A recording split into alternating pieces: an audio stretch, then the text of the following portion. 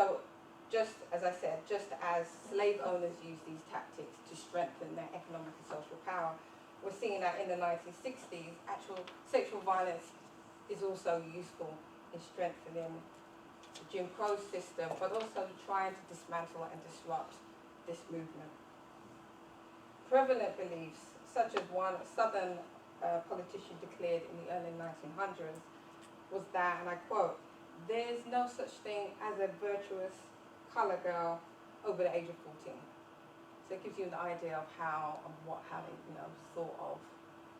We often say black women, but we need to understand that this sexualization begins actually in girlhood.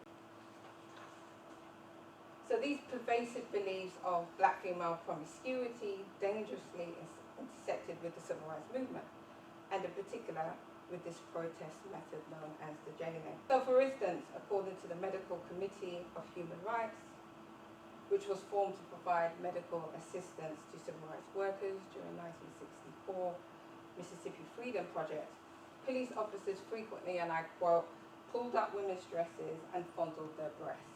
This is happening during street demonstrations, just prior to arrest.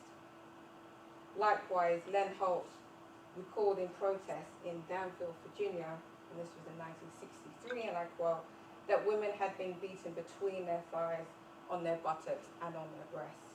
So we're seeing police officers deliberately targeting what we might see as sexualized parts of the body. I think when we see those civil rights pictures, when we see that footage of young people, young girls demonstrating on the streets, and of course we really admire their courage, those pictures, there's a limitation to them, but we need to also think about how these young people were being arrested. What types of experiences did they have? And through my research, I'm seeing that they're highly sexualized. He said, we were getting arrested and police actually, they target specific body parts. So this is not a practice that is gone, but often it's not something that's captured in the media or talked about.